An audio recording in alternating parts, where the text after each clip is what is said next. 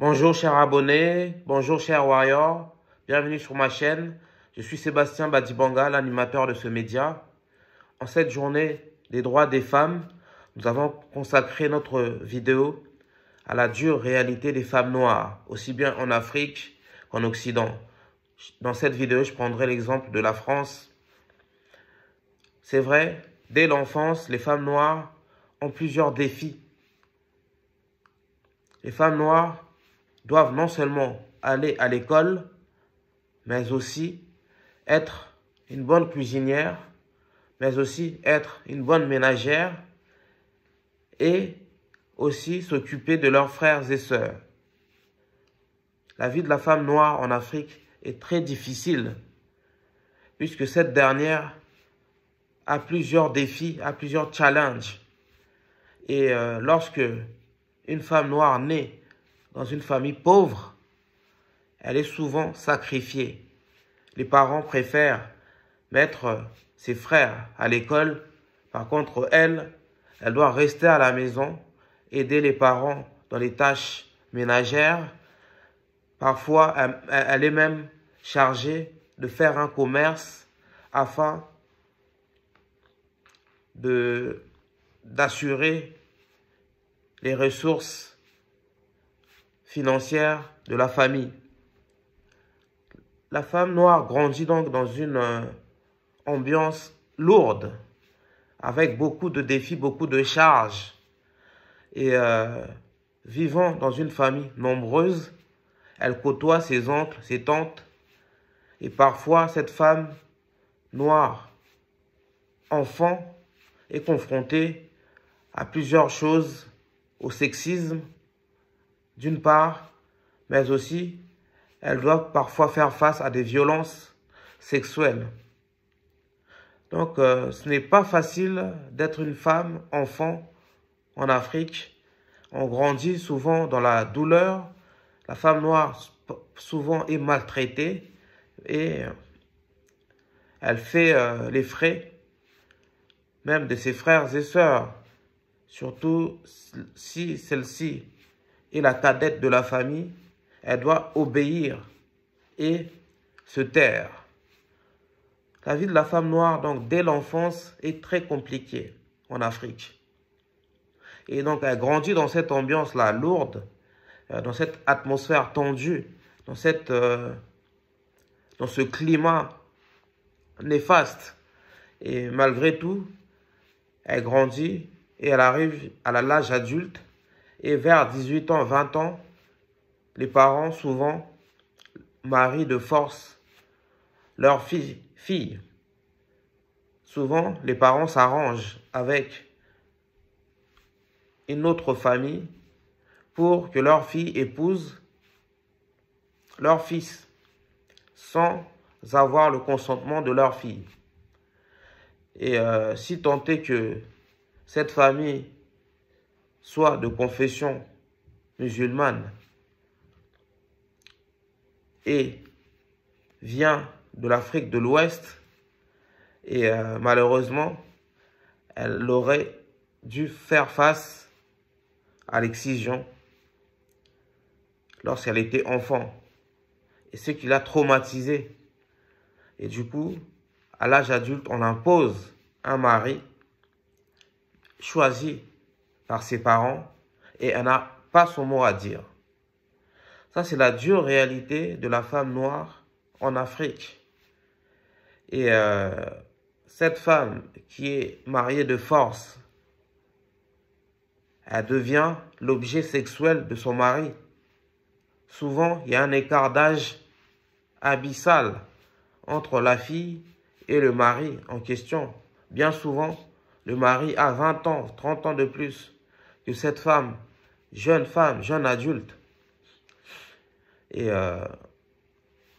si tant est que la fille naisse dans une famille plutôt éduquée, dans une famille de valeurs, et que celle-ci a eu une enfance heureuse, elle a été à l'école, elle est éduquée, et ses parents l'ont respectée, elle n'a pas dû faire face à toutes ces violences qu'on vient de citer précédemment.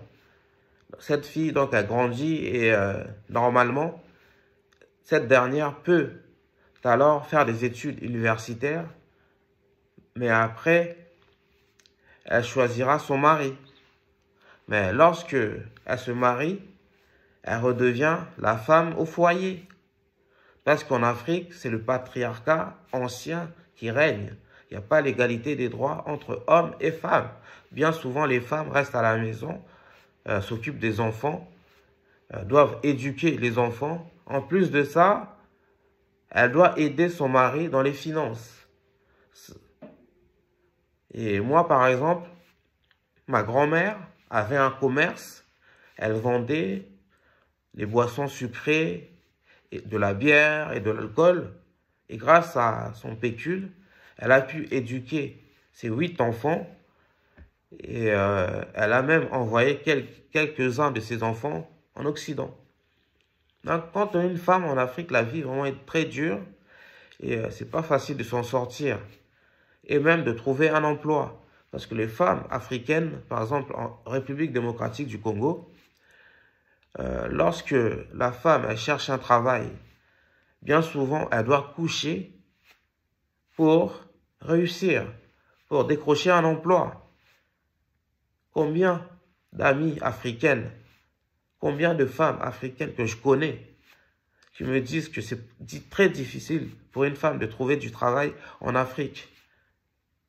Et bien souvent, les recruteurs, les chargés de recrutement demandent une récompense en nature en échange d'une offre d'emploi. Vous vous rendez compte? On est en 2025, au 21e siècle. En ce qui concerne la France, la femme noire doit faire face à de la discrimination à l'embauche, de la discrimination, pardon, au logement, ainsi que de la discrimination à l'accès bancaire. Parce qu'en France, on a une image stéréotypée de la femme noire. Ça, c'est dû à l'esclavage, surtout, et à la colonisation, pardon. Ici, la femme noire est décrite comme une femme masculine, comme une femme sauvage, comme une femme très sexualisée. Et les vieux clichés de l'esclavage ont la dent dure, sont toujours d'actualité. C'est pourquoi les femmes noires sont victimes de la discrimination ici en France. Et elles sont souvent ostracisées, isolées. On a vu le traitement réservé à Aya Nakamura, le traitement réservé à Ebony, la star finaliste de la Star Academy. On a vu le traitement réservé à Miss France 2025. Toutes ces 3 femmes noires ont été victimes de racisme décomplexé en France.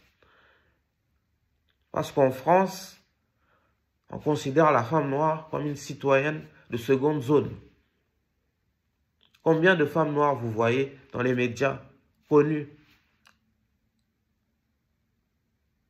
Des femmes noires connues du grand public. Audrey Pulvar était la journaliste noire la plus connue de France. Mais elle n'est plus journaliste. Combien de femmes noires vous voyez en politique en France? Il y avait Christiane Taubira, qui a été ministre. Mais même elle, elle a été victime de racisme décomplexé. Elle a été comparée à un singe par une candidate d'extrême droite. La femme noire en France est vraiment maltraitée et mal vue. Et elle est même victime de plusieurs discriminations, comme la discrimination à l'embauche. C'est dur pour une femme de trouver un emploi en France. Il y a une étude qui a été publiée qui atteste que les hommes noirs sont les plus discriminés. Ensuite viennent les femmes noires. Les femmes noires sont même maltraitées à l'hôpital en France. Combien de femmes noires malades qui se présentent à l'urgence, aux urgences, pardon, à l'hôpital, et ils sont accueillis de manière discriminatoire. On ne le prend pas au sérieux. Il y a une femme noire qui est morte comme ça. De mémoire, c'était à Strasbourg. Elle a appelé le SAMU. Le SAMU ne l'a pas pris au sérieux. Et elle est morte.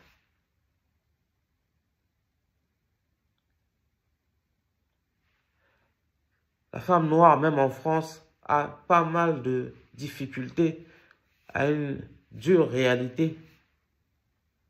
Et ces femmes noires sont souvent des femmes monoparentales.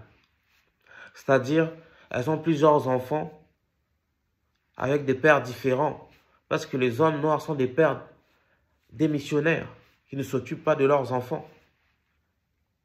Et la femme noire doit non seulement travailler dur pour nourrir ses enfants sans l'aide des pères de ses enfants qui ne lui versent pas la pension alimentaire, mais en plus, elle doit s'improviser professeur pour faire les devoirs à ses enfants. Elle doit aussi être une bonne cuisinière, une bonne ménagère. La vie de la femme noire est vraiment compliquée, qu'on le soit en Afrique ou qu'on le soit en Occident. Moi, j'ai pris l'exemple de la France parce que je vis en France. Et ces hommes noirs, des missionnaires, n'aident pas leurs femmes à élever leurs enfants.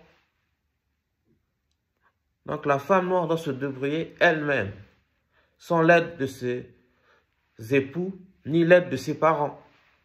Au contraire, la femme noire doit en plus s'occuper de ses parents, les aider financièrement et épauler aussi les membres de sa famille. Vraiment, la vie de la femme noire est vraiment difficile en France. Et pour les artistes, c'est difficile de briller, c'est difficile de percer. Je ne sais pas si vous vous souvenez du témoignage de l'actrice Aïssa Maïga, l'actrice connue, qui a écrit le livre « Noir n'est pas mon métier », dans lequel elle fustige le traitement réservé aux acteurs et aux actrices noirs en France. Son témoignage est frappant.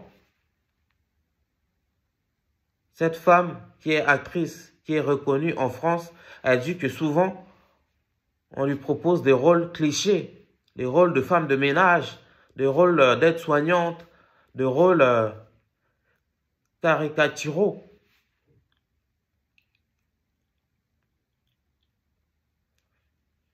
C'est difficile pour une femme noire de réussir sa vie en France. Et lorsqu'on parvient à réussir grâce à ses efforts acharnés, grâce à son travail d'arrache-pied, mais on se fait quand même insulter, attaquer pour un oui, pour un non. Comme Miss France 2025 a été victime de racisme, comme Ebony la star et la finaliste de la Star Academy a été victime, ou encore Aya Nakamura qui a été victime de racisme décomplexé parce que Emmanuel Macron avait choisi cette artiste pour qu'elle interprète Edith Piaf lors des JO 2024. Vous vous rendez compte? Jusqu'à maintenant, au XXIe siècle, on se fait harceler parce qu'on est une femme noire. Cela ne doit plus durer. Et j'appelle aux hommes noirs qui passent leur temps à dénigrer leurs sœurs de se lever contre ce racisme décomplexé, de se lever, de manifester pour défendre la femme noire. Parce que la femme noire ne mérite pas ce traitement, car la femme noire est féminine, la femme noire est intelligente, la femme noire est battante et résiliente. La femme noire est une bonne ménagère. La femme noire a beaucoup de qualités. Vive les femmes noires et vive la journée internationale des droits des femmes. Dites-nous ce que vous en pensez de ce sujet. Si vous likez cette vidéo, si vous aimez cette chaîne, abonnez-vous surtout, s'il vous plaît. Ça nous aide à grandir, ça ne coûte rien. Et déclenchez la cloche de notification. Je suis Sébastien Badibanga, l'animateur de cette chaîne Curly New York. Nous sommes ensemble et vive les femmes. Peace and love. Peace out.